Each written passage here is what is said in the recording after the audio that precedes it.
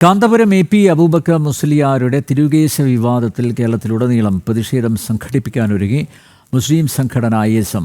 മുടിയുടെ പേരിൽ കാന്തപുരം നടത്തുന്നത് വൻ സാമ്പത്തിക തട്ടിപ്പാണ്. ഈ തട്ടിപ്പിലൂടെയാണ് നോളജ് സിറ്റി ഉണ്ടാക്കിയതെന്നും കാന്തപുരത്തിനെതിരെ അതിരൂക്ഷ വിമർശനം ആണ് മുസ്ലിം സംഘടന ISM ഉയർത്തിയിരിക്കുന്നത്.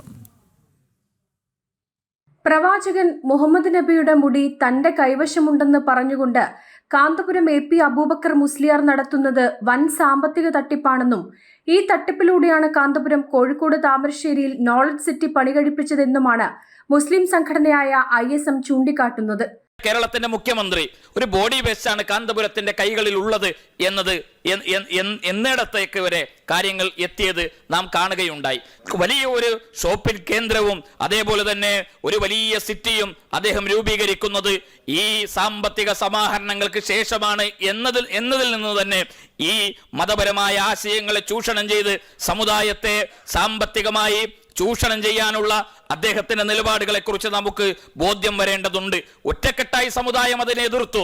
ഇസ്ലാമിക സമൂഹത്തെ പ്രവാചകനോടുള്ള സ്നേഹം എന്ന് പറയുന്നത് മുസ്ലിം സമുദായത്തിന്റെ വൈകാരികതയാണ്. പ്രവാചകനോടുള്ള സ്നേഹത്തെ ചൂഷണം ചെയ്യാനുള്ള ഈ ശ്രമത്തെ അനുവദിച്ചു കൊടുക്കാനാവില്ല. മുജാഹിദ് പ്രസ്ഥാനത്തിന്റെ ചരിത്രം അതാണ്, പാരമ്പര്യം അതാണ്. കാന്തപുരത്തിന്റെ തിരുകേശ തട്ടിപ്പിനിരയാകുന്നത് സാമ്പത്തികമായി പിന്നോക്കാവസ്ഥയിലുള്ളവരാണെന്നും അവർക്ക് പ്രവാചകൻ മുഹമ്മദ് നബിയോടുള്ള സ്നേഹത്തെ കാന്തപുരം ചൂഷണം ചെയ്യുകയാണെന്നുമാണ് ISMന്റെ വിമർശനം. മതത്തെ ചൂഷണം ചെയ്ത് സമ്പത്ത് കൊള്ളയടിക്കാൻ കാന്തപുരത്തെ അനുവദിക്കില്ലെന്നും സംഘടന വ്യക്തമാക്കുന്നു.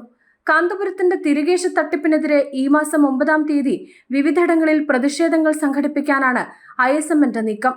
കഴിഞ്ഞ ദിവസമായിരുന്നു കാന്തപുരം AP അബൂബക്കർ മുസ്ലിയാർ തന്റെ കൈവശമുള്ള പ്രവാചകന്റെ മുടി 1/2 സെന്റിമീറ്റർ വളർന്നുവെന്ന് പറഞ്ഞത്. ഇതിന് പിന്നാലെയാണ് കാന്തപുരത്തിനെതിരെ സുന്നി സംഘടനകളും മറ്റ് മുസ്ലിം സംഘടനകളും പരസ്യമായി രംഗത്തു വന്നത്. അതേസമയം തിരുകേശ വിവാദം ചർച്ചയാകുമ്പോഴും വിഷയത്തിൽ പ്രതികരണം നടത്താൻ കാന്തപുരം ഇതുവരെ തയ്യാറായിട്ടില്ല. അനഘ ഹർഷൻ, ജനം, കോഴിക്കോട്.